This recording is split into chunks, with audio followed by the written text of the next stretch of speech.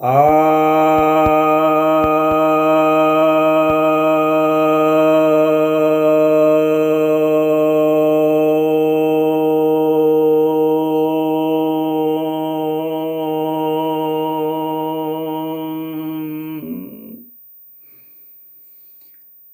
भक्त जनों को सप्रेम नमन। भक्तों, आज मैं आपको इस तीसरे वीडियो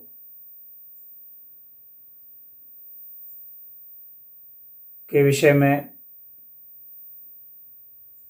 कुछ चर्चा करने जा रहा हूं। यह जो इसका 2 वीडियो में मैंने व्याख्या की है, विस्तार से व्याख्या हो रही है ताकि आप अच्छा से समझ सकें और आपके लिए वह उपयोगी हो, आप यह साधना कर सकें और इसमें सिद्धि आपको हो। तो पिछले 2 वीडियो में मैंने ओम ऐं ह्रीं क्लीं इतना तक बता दिया था। जो ऐं का विवाद है उसके विषय में भी मैंने बता दिया था कि कुछ आचार्य उसको ऐं मानते हैं, कुछ मानते हैं ऐन। अब आपके गुरु इसको ऐं लेके चल रहे हैं या ऐन लेके चल रहे हैं, तो ये दोनों ही सही हैं और दोनों में से आप किसी भी चीज़ को अपनाएंगे। अब आज जो है हम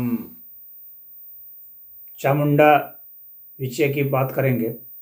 च वर्ण जो है उसका उच्चारण जो है वह चामुंडाए में च, तो च का उच्चारण स्थान तालु होता है। यह निश्चयात्मक शक्ति को देता है और अतिरिक्त को जोड़ने की शक्ति देता है, यानी आप अधिक से अधिक और किनको जोड़ सकते हैं, क्योंकि आप जितने अधिक लोगों को जोड़ सकेंगे, अधिक संसाधनों को जोड़ सकेंगे, उतना ही ज़्यादा आपकी शक्ति की वृद्धि होती है। तो यह च जो है अतिरिक्त को जोड़ने के लिए है, यह संयोजक के रूप में प्रयोग होता है और यह निर्धारण के रूप में प्रयोग होता है, निश्चयात्मक होता है। यह चंद्र को बतलाता है, यानी आप जोड़ेंगे किससे, मन सहित जोड़ेंगे, तो इसलिए यह चंद्र को बतलाता है। चंद्र जो है हमारा मन का कारक होता है। तो यहाँ पर च वर्ण की यह स्थिति होती है और उसके बाद जब इसमें आकार की जो मात्रा लग जाती है, जिसका उच्चारण स्थान कंठ होता है, करते हैं और काफ़ी दीर्घ होता है यह, तो यह अब 2 अर्थ में प्रयोग होता है। अगर पुल्लिंग होगा तो महेश्वर के अर्थ में प्रयोग हो जाएगा, अगर स्त्रीलिंग होगा तो लक्ष्मी के रूप में प्रयोग हो जाएगा। और यह जो है अ उच्चारण जो है या तो झटके से होगा या लंबे से होगा। झटके से होगा तो आपको शक्ति का मतलब कम समय में प्रयोग करना पड़ता है, तो यह मारण के अर्थ में प्रयोग होगा अ जब हम करते तो जब आ करेंगे, तो जैसे गायन में करते हैं, लंबा समय लेते हैं, तो वह जो है और अगर अवाक रह जाएंगे तो यानी आश्चर्यजनक, जब मुंह ज़्यादा खुला रह जाता है, ज़्यादा देर तक खुला रह जाता है, तो अगर लंबा प्रयोग करते हैं, करके प्रयोग करते हैं, तो उसका इफेक्ट दूसरा होगा, वो प्रभावकारी होगा। उसमें कुछ रजस तत्व, सत्व तत्व के साथ रजस तत्व, ये दोनों शामिल हो जाएंगे। और अगर उसको झटका देंगे तो उसमें जो है रजस तत्व बहुत ज़्यादा प्रभावी ढंग से, बहुत ज़्यादा तीव्रता के साथ आएगा। और माँ का तो मैंने पहले ही बता दिया है, ओम में ही, और ऊ का भी बता दिया हूँ, इसलिए उसे दोहराने की जरूरत नहीं है। और अण जो है, तो अण यह जो है इसका उच्चारण तालु से होता है, अण। इसमें कुछ अनुस्वार की मात्रा भी आ जाती है अण जब हम प्रयोग करते हैं तो यह जो है ज्ञान के लिए प्रयोग होता है, दान के लिए प्रयोग होता है। शिव का एक यह नाम है, गुण शून्यता बतलाने के लिए होता है, निर्णय बतलाने के लिए होता है। महात्मा बुद्ध को भी अण से संबोधित किया जाता था। तो यह जो है यह बुद्धि तत्व का भी परिचायक होता है, ज्ञान का इसलिए परिचायक माना जाता है। तो अण से यदि आप में ज्ञान तत्व की कमी है तो उसकी जागृति होती है, उसके माध्यम से आपका कल्याण होगा, यानी उसके माध्यम से आप बुद्धत्व के माध्यम से शिवत्व को प्राप्त करेंगे, बुद्धि से शिव को प्राप्त करेंगे। तो यह गुण शून्य है। गुण शून्य का इस अर्थ में नहीं, बस समझ लेना चाहिए कि यह गुण से आगे चला जाता है, शून्यता की ओर धीरे धीरे बढ़ने लगता है। और शून्यता मतलब सर्वथा अभाव नहीं है, बल्कि किसी स्थान या काल विशेष में या वस्तु विशेष में अभाव की बात होती है। और अड़ का उच्चारण है, तो अड़ का जो उच्चारण होता है, इसका मूर्धा और तालु का जिह्वा से जब स्पर्श होता है, अड़ जब हम बोलते हैं, तो यह उच्चारण स्थान जो है, इसमें इन 3 चीज़ों का प्रयोग होगा, यानी 3 शक्तियों का प्रयोग हो रहा है इसमें। अलग अलग की अलग अलग शक्ति, जिह्वा की शक्ति अलग हो जाएगी, मूर्धा और तालु इनकी शक्ति अलग हो जाएगी। तो ये ध्वनि का प्रयोग होता है। अड़ जो है काफ़ी भयंकर होता है, भयकारी होता है। तो ये इसमें अग्नि का स्वरूप होता है, ये थोड़ा सा गर्म होता है, इसमें हीट ज़्यादा होती है, ये काफ़ी शक्तिशाली होता है। और ये जो एक जगह से संकुचित होकर के जब कोई ऊर्जा बैठी हो तो उसमें अड़ का उच्चारण हो जाएगा। अब इसके बाद है य का उच्चारण। यह जो य है, इसका य जब बोलते हैं तो इसमें तालु का प्रयोग होता है, अंतस्थ वर्ण है यह। और यह जो है, यह गति को इंगित करने के लिए होता है, यानी वाहन को भी इंगित करता है। जिनके पास वाहन नहीं है वो य पर जोड़ देंगे इस मंत्र में, तो उनके पास वाहन आ जाएगा। यदि आपकी कामना वाहन की है तो गति आप में नहीं हो रही, आलस्य हो रहा है, तो यह पर जोड़ देंगे तो गति आ जाएगी। और जैसे अड़ का बताया था पहले, यदि आप भयभीत रहते हैं, डरते हैं, तो अड़ पर जो है आपका ज़्यादा फोकस होना चाहिए, ज़्यादा जोर होना चाहिए, उस पर ज़्यादा टिकाव होना चाहिए और ज़्यादा लंबा भी होना चाहिए। तो आपको अपने ध्वनि को, जो मंत्र की जो ध्वनि है, उस अपनी ज़रूरत के हिसाब से आपको उसके उच्चारण को एडजस्ट करना पड़ेगा। ये फ्लैट नहीं है कि बस ऐसे ऐसे कर दिया। जो इस मंत्र के विषय में जिनको ज़्यादा बोध नहीं होता है, वो इसको एक फ्लैट मंत्र जैसा सबको बोलते चलते हैं, तो वैसा उससे प्रभाव नहीं आएगा उस तरह से। आपको जो चाहिए उसके हिसाब से आपको उस ध्वनि पर, इसीलिए ध्वनि के अर्थों को जानना जरूरी है कि किस ध्वनि के अर्थ पर हम ज़्यादा जोर देंगे कि हमारा जो इच्छित, जो अभिष्ट, जो हमारी कामना है वह पूरी हो। तो यह जो है, अगर जिसको वाहन चाहिए उनके लिए चाहिए, यश कीर्ति जिनको चाहिए उनके लिए चाहिए, गति में आलस्य है, स्थिरता के कारण जो रोग हो जाते हैं, बैठे बैठे जो रोग हो जाते हैं बैठने से, तो उसके लिए यह जरूरी होता है। एक जो सेडेंट्री लाइफ स्टाइल जिनकी हो जाती है, इसके कारण जो है बवासीर हो जाते हैं, इसके कारण कब्ज हो जाता है, गैस बनता है, तो ऐसे लोगों के लिए जो है यहाँ पर यह जो है, यह का उच्चारण ज़्यादा होना चाहिए वर्ण का। यह वायु तत्व का है। वायु तत्व आप जानते हैं, वायु तत्व में आपको कमांड देता है। यह वायु तत्व प्रदूषित हो जाने से हमारे शरीर में बहुत सारे रोग हो जाते हैं। तो वात से संबंधित जितने भी रोग हैं वे सब इससे दूर हो सकते हैं। आप उसका इस तरह से प्रयोग कर सकते हैं, उस पर ज़्यादा स्ट्रेस दे करके।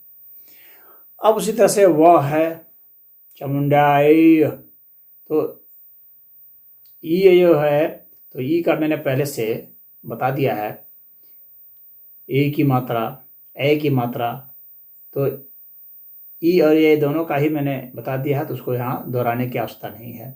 अब इसके बाद विच्चय है, तो विच्चय में व जो होता है, व वर्ण, तो यह व वर्ण का उच्चारण करते हैं, व बोलते हैं, तो इसमें दांत का और ओठ का दोनों का प्रयोग होता है, तो अंत्योष्ठ कहलाता है। और इसको देखेंगे, व बोलते हैं जब हम लोग, तो क्या है, ये जो हम लोग उ बोलते हैं, उ व, तो ये इसी का विकृत, उ का ही विकृत जो है यह स्वरूप लगता है, यानी उ का ही विकार है यह। इसको अर्ध व्यंजन कहा जाता है। तो वो जो है स्वर है और वह व्यंजन है, लेकिन वह अर्ध व्यंजन है, मतलब एक पूरा व्यंजन नहीं हो पाया है। वो यानी ओठ का ही प्रयोग हो रहा है। हाँ, और इसलिए दंत का प्रयोग बहुत हल्का है, तो इसलिए ये अर्ध व्यंजन में आता है। इसका जो आप देखेंगे कि अर्थ के विषय में कहता है, वह जो है वह वायु से संबंधित हो जाता है। हवा इससे निकलती है, वह बोलते हैं, हवा निकलती है, उच्चारित होती है, हवा का प्रयोग होता है। तो वायु तत्व का नियमन करने के लिए बहुत अच्छा है। वरुण का है, यह बाहु को इंगित करता है, अस्त्र को इंगित करता है, यानी अस्त्र शस्त्र को, शक्ति को इंगित करता है। यह अलग ढंग की शक्ति, बलवान, बल को इंगित करने के लिए है यह।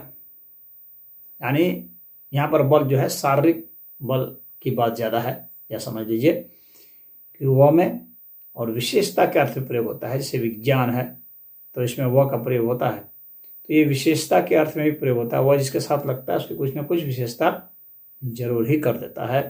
तो यदि आपको किसी भी क्षेत्र में विशेषता चाहिए तो वह पर ज़्यादा आपका स्ट्रेस होना चाहिए, ज़्यादा जोर होना चाहिए। और विचय में च का है, मैंने इसका वर्णन कर ही दिया है, य का वर्णन कर ही दिया है, ई का कर ही दिया है, ए का कर दिया है। तो इस तरह से ये मंत्र का वह पूरा हो जाता है। काम जो है वह क का है, और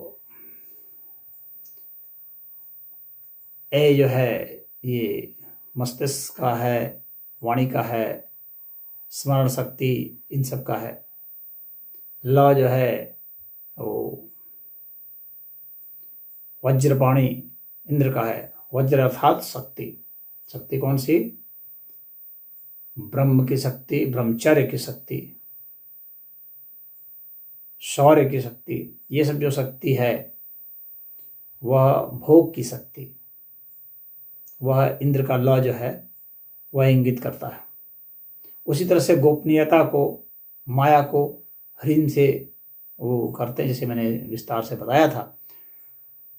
और वायु जो है वो अंतरिक्ष की जो वायु है, समग्र वायु का जो सूक्ष्म वायु का स्वरूप है, वह भी ये क जो बतलाता है।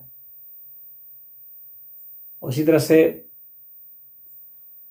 जो वाणी का है वो तो एंग है, और च जो है वही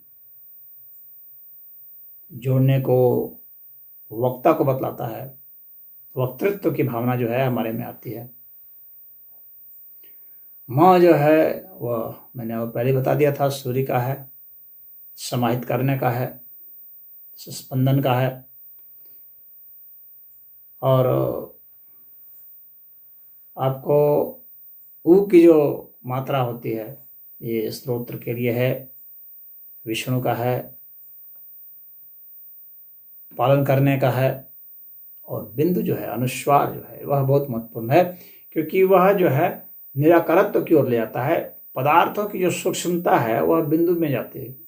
बिंदु तक ही अधिक से अधिक कोई पदार्थ सूक्ष्म हो सकता है, कोई शक्ति सूक्ष्म हो सकती है। उसके बाद क्या होगा? उसके बाद बिंदु के बाद पार कर जाएगा वह, क्योंकि बिंदु के बाद ही आकार की उत्पत्ति होती है। तो आकार से निराकार में जाने के लिए वो बिंदु के जरिए ही गुजरेगा। बिंदु ही वह मध्य बिंदु पॉइंट है जहां से निराकार जो है आकार में बदलता है। तो वह सूक्ष्माति सूक्ष्म अस्तित्व जो कि अब बिंदु का रूप हो चुका है, तो वहां से अब दोनों तरफ जा सकते हैं।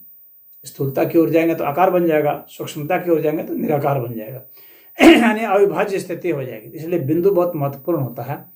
तो इसमें बिंदु का देखेंगे बहुत ज़्यादा प्रयोग है मंत्र में।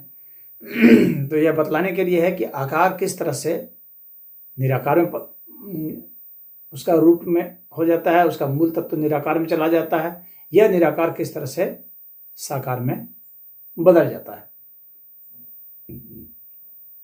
तो वह बिंदु है। बिंदु में भी जब जो है चांद बिंदु लगता है, बिंदु और चांद बिंदु, यानी उसको एक वो सेपरेट कर रहा है, निराकारत्व से सकारात्व को सेपरेट कर रहा है। तो वह एक माया का, वह एक झीना सा आवरण है। और वायु का जो है वो यह है और अधर का यह भी यह होता है। और जो विच्चे का जो अर्थ है वह तो आनंद है और ब्रह्म के साथ सायुज्य है। और कृपा है, माँ की असीम कृपा है, माता भगवती की असीम कृपा है, जो अनुकंपा प्राप्त होती है, आनंद व्यक्ति को मिलता है। चामुंडा जो है वो, जो माता ने चंड का जो वध किया था, चंड विनाश है यह। तो चंड, हम लोग ऐसे सोचते हैं कोई चंड कभी कोई राक्षस रहा उसका विनाश कर दिया, उससे इसका बहुत मतलब नहीं है। हमारे भीतर राक्षस है, उस चंड की बात यहाँ पर है। हमारे भीतर जो राक्षस तत्व है, जो असुरत्व है, उसका विनाश है। हमारे भीतर की जो वह जो है आसुरी शक्ति है, उसका विनाश करने के कारण यह चामुंडा है। और यह जो है ये वर देने वाली है। और विच्चे जो है वह हमें नित्य अभय देने के कारण विच्चे है। तो ऐंग जो है सृष्टि स्वरूपणी हो गई, ह्रीं जो है पालन स्वरूपणी हो गई, क्लीं जो है वो काम बीज मंत्र है, काम रूपणी है, सभी का बीज है, इच्छाओं का, वासनाओं का, हर तरह का है। और इच्छा कोई जरूरी नहीं है कि सिर्फ सांसारिक इच्छा है, हमारी आध्यात्मिक इच्छा भी हो सकती है, उसको भी यह इंगित करता है। और इसमें जो ह है वो आकाश तत्व का है, अग्नि तत्व का र है, और अर्धचंद्र अनुस्वार है। तो यह इस तरह से ये जो है मंत्र का ये अर्थ हुआ। एक एक वर्ण का मैंने आपको अर्थ समझाया। और इसको जो उच्चारण आपको करना है, तो इसके साथ है इसमें न्यास भी किया जाता है। आप जानते हैं कि जो कोई भी मंत्र होता है तो उसमें न्यास करते हैं। न्यास का अर्थ होता है स्थापित करना। आप किसी चीज़ को स्थापित करते हैं तो मंत्र को भी स्थापित किया जाता है। आप मंत्र को स्थापित करेंगे तो ही मंत्र फलीभूत होगा। और मंत्र, आप व्यक्ति को मंत्रमय होना पड़ता है, यानी हर आपके अंग ये है वो मंत्रमय हो जाए। तो इसके लिए न्यास किया जाता है। तो न्यास भी कई तरह के होते हैं, जैसे ऋषि न्यास हो गया, जो ऋषि हैं, जो मंत्र दृष्टा है, यानी आप उसको दृश्य कर सकें, आप देख सकें, तो उसके लिए जरूरी है कि आप में ऋषि न्यास की क्षमता है। तो आप ऋषि न्यास करेंगे, ऋषि न्यास करेंगे, फिर कर न्यास करेंगे। हथेली, कर में अंगुलियों पर भी करते हैं, हथेली पर करते हैं, पृष्ठभाग पर करते हैं न्यास, यानी मंत्र बोल बोल करके आपको स्पर्श करना है। न्यास का मतलब आपको स्थापित करना है। मंत्र को जपना है, वाचिक से भी करते हैं, उपांशु से भी करते हैं, और मानसिक भी करते हैं, वैखरी भी करते हैं। तो इसको करके आपको स्पर्श करना होता है। चाहे उंगलियों का स्पर्श करते हैं, चाहे हाथ का स्पर्श करते हैं, हथेली का करते हैं, पृष्ठभाग का करते हैं, भुजाओं का करते हैं, कंधे का करते हैं, कान का करते हैं, आँख का करते हैं, सर का करते हैं, गले का करते हैं, नाक का करते हैं, बाएं नाक का, दाएं नाक का, ओठ का करते हैं, पेट का करते हैं, सीने का करते हैं, दोनों भाग का करते हैं, पीठ के हिस्से को करते हैं, पैर का करते हैं, अंगुलियों का करते हैं, तलवे का करते हैं, और नाभि का करते हैं, पेड़ू का करते हैं, और जो जनेंद्रिय है उसका भी करते हैं। तो हर एक अंग का करते हैं न्यास, यानी मंत्र को आपको कर करके मंत्र का जाप करते हुए उसका स्पर्श करना है, ताकि उसका प्रभाव जो है आप जिस अंग में देना चाहते हैं वहाँ चला जाए। कोई अंग आपका जख्मी है, कोई अंग घायल है, कोई अंग बीमार है, तो उसमें आपको फायदा होता है। उस अंग को ठीक करने में यह मंत्र बहुत बड़ी भूमिका निभाता है। तो इस मंत्र का जाप करते रहें और वहाँ पर न्यास करते रहें। कुछ लोग न्यास करने के लिए अलग से मंत्र का प्रयोग करते हैं, लेकिन मैं नहीं समझता आपको अलग से मंत्र का नहीं करना चाहिए। सिर्फ और सिर्फ इसी मंत्र का करना चाहिए। आपको इसी मंत्र को जो है आँख में छूना है, कान में छूना है। कुछ लोग क्या करते हैं, इस मंत्र को तोड़ देते हैं, यानी तोड़ तोड़ करके करते हैं। यानी सिर्फ ओम ऐं, ओम ह्रीं, ओम क्लीं, ओम चामुंडाय, ओम विच्चे, इस तरह से बोल बोल करके भी एक एक मंत्र को तोड़ तोड़ करके भी न्यास करते हैं। तो अक्षर न्यास उसको कहा जाता है, जब आप उसको तोड़ तोड़ करके करते हैं। तो अक्षर न्यास भी, उसका भी शास्त्र में वर्णन है। आप अक्षर न्यास भी कर सकते हैं। उसी तरह से आप दिशा न्यास भी कर सकते हैं। पूर्व, पश्चिम, उत्तर, दक्षिण सब दिशा का न्यास किया जाता है। तो कुछ लोग यह जानना चाहते हैं कि क्या उसको अक्षर को तोड़ तोड़ के करना जरूरी है। तो तोड़ तोड़ के करना तब जरूरी हो जाता है विशेषकर जब आप किसी एक विशेष चीज पर जोर देते हैं जिसे आपको वही चीज चाहिए। उदाहरण के लिए आपको ज्ञान के लिए ही आप सिर्फ करना चाह रहे हैं, तो आप एम का ज्यादा प्रयोग करेंगे। ओम एन या ओम एम, जिस तरह से आपके गुरु ने एन बताया है या एम बताया है, ये दोनों ही सही है। कुछ लोग इस पर जिद ठानते कि नहीं एन ही सही है या एम ही सही है, तो मैं समझता हूँ दोनों सही है। बिंदु अनुस्वार जो है ना, ये न के लिए भी प्रयोग होता है और म के लिए भी प्रयोग होता है, या दोनों के लिए ही प्रयोग होता है। आपके गुरु जिस परंपरा से हैं, जिस तरीके से उन्होंने जिस तरह की दीक्षा दी है, दोनों से ही सफल है, दोनों ही तरीके से कर सकते हैं। तो जैसे ज्ञान के लिए आप कर रहे हैं तो एम करिए, या वाणी के लिए कर रहे हैं तो एम का करेंगे। तो वहां पर जो है आप अक्षर न्यास करते हैं। तो अक्षर न्यास करने के बाद, और अक्षर न्यास कितनी बार करेंगे, तो 108 बार कर देते हैं। और उसमें जो है हम सभी अंगों का न्यास कर देते हैं। ललाट का कर देंगे, कान का कर देंगे, पीछे कर देंगे, सर पर कर देंगे, शिखा पर कर देंगे, गालों पर कर देंगे, ओठ पर, जितने अंग हैं इन सभी अंगों पर न्यास कर सकते हैं।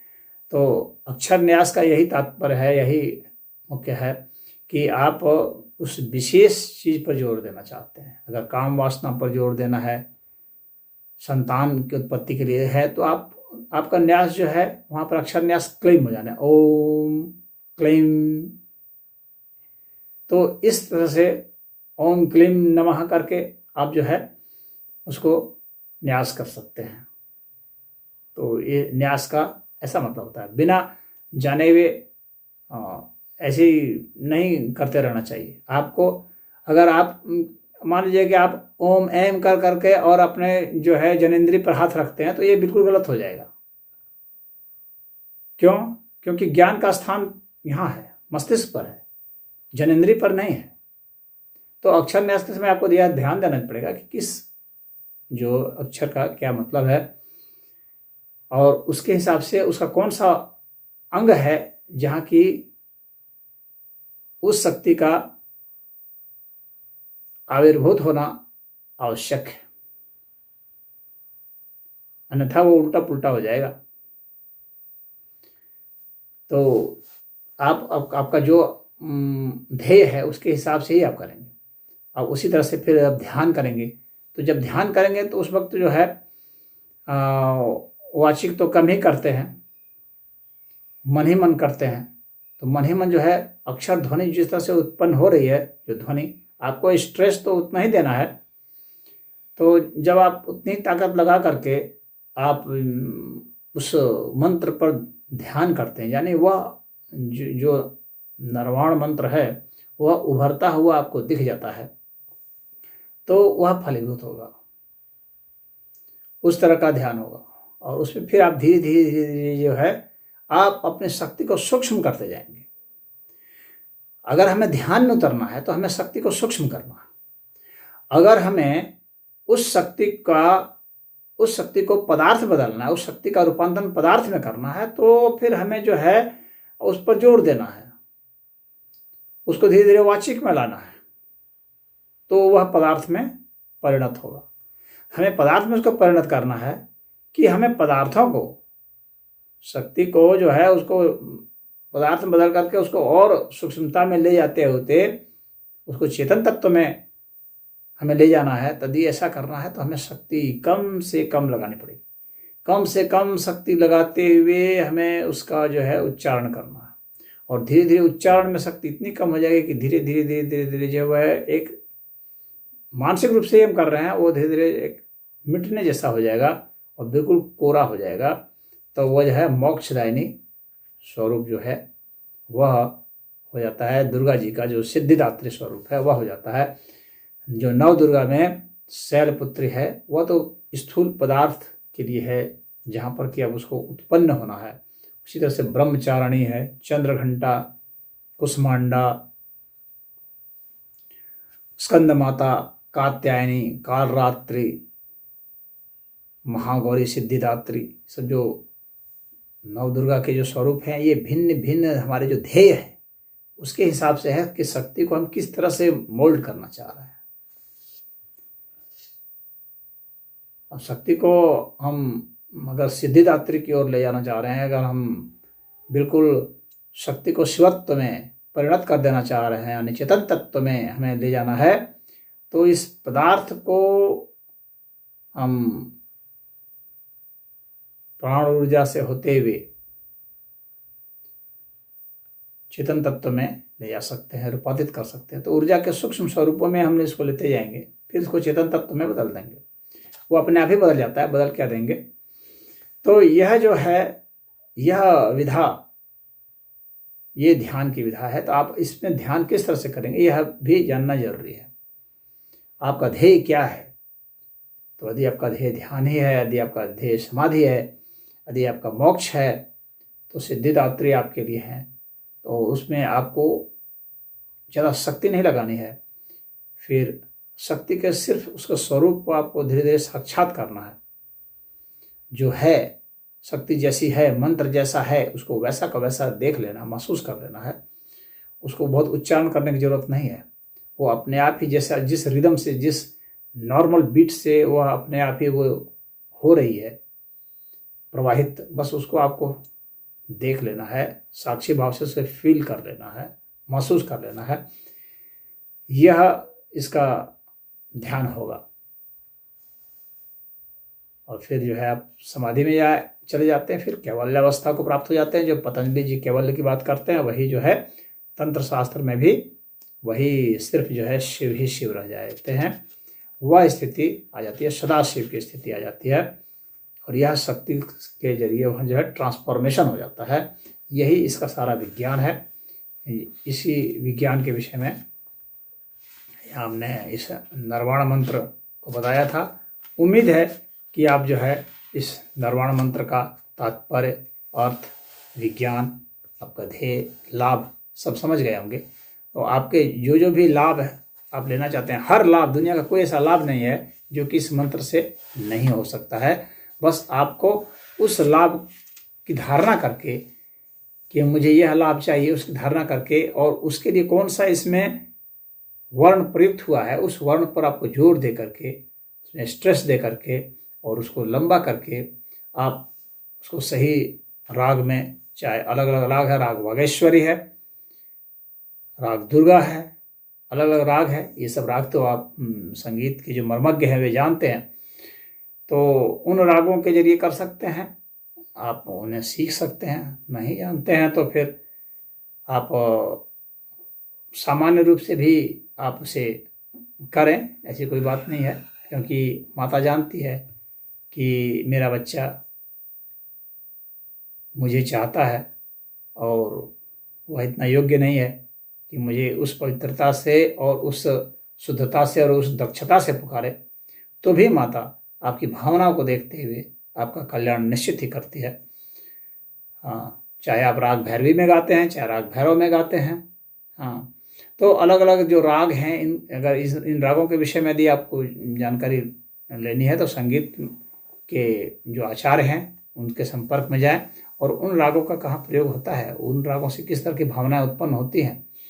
तो चाहे राग दरबारी है, चाहे राग मालकोश है, तो ये सभी राग हैं, राग यमन है, राग कल्याण है, ये सब जो राग हैं ये सब शास्त्रीय राग हैं, और ये मंत्र में प्रयोग होने वाले राग हैं, कुंडलिनी जागरण के राग हैं। तो इन शक्तियों का कुंडलिनी जागरण पर असर होता है। जो हमारी साधों कुंडलियाँ हैं मोटे तौर पर, वैसे तो कुंडलियाँ बहुत हैं, बहुत सारी कुंडलियाँ हैं, लेकिन मोटे तौर पर 7 को माना गया, मुख माना गया है। वैसे तो कुछ लोग 34 कुंडली तक की भी बात किए हुए हैं, जो सूक्ष्म और कुंडलियाँ हैं। तो चाहे मूलाधार चक्र है, अलग अलग चक्र हैं, तो उन्हीं को कुंडली में कह रहा था। तो ये जो चक्रों की संख्या तो अलग अलग लोग बता देते हैं कि भाई इस कुंडली चक्र में इतना है, इस कुंडली चक्र में इतना है। तो भिन्न भिन्न कुंडली चक्र के भिन्न भिन्न जो लेयर हैं, तह हैं, जैसे प्याज का एक छिलका होता है, उसी तरह से दूसरा छिलका, तीसरा छिलका, तो छिलका दर छिलका जो है आपके अस्तित्व का शरीर का उतरता चला जाता है और आपके भिन्न भिन्न शरीर के भिन्न भिन्न स्वरूप हैं। आपका यही भौतिक शरीर ही नहीं है, आपका सूक्ष्म शरीर भी है, आपका स्थूल शरीर भी है, आपका मनस शरीर भी है, प्राण शरीर है, तो बहुत सारे शरीर हैं, आत्म शरीर भी है। तो ये सब सारे शरीर के रहस्य आपको इसमें खुलते चले जाते हैं। तो उसके अनुसार से ही आप जो है आप देखेंगे कि आपकी कुंडलिनी शक्ति जब जागृत होती है तो भिन्न भिन्न चक्रों की जागृति होती है, चाहे मणिपूरक चक्र है, चाहे अनाहत चक्र है, स्वाधिष्ठान चक्र है, चाहे विशुद्धि है, चाहे आज्ञा चक्र है, चाहे सहस्रार है, या गुरु चक्र है, ललना चक्र है, या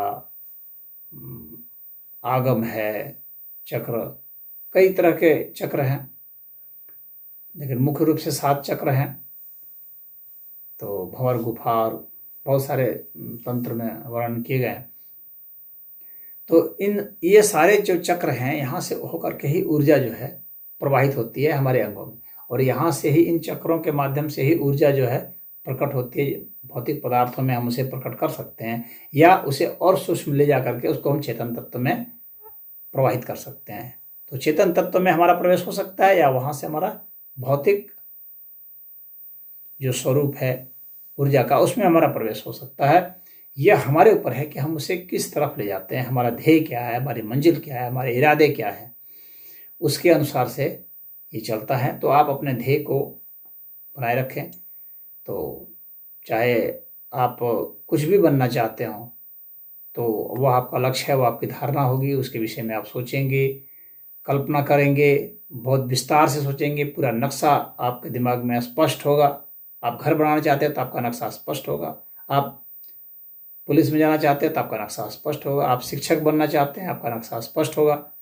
तो इस मंत्र का जाप करते हुए आप अगर उस नक्शे को आप अपने दिमाग में लाते रहते हैं तो यह आपका फलीभूत हो जाता है। तो ये इसके लाभ हैं, ये सारे जो मैंने आपको बताए।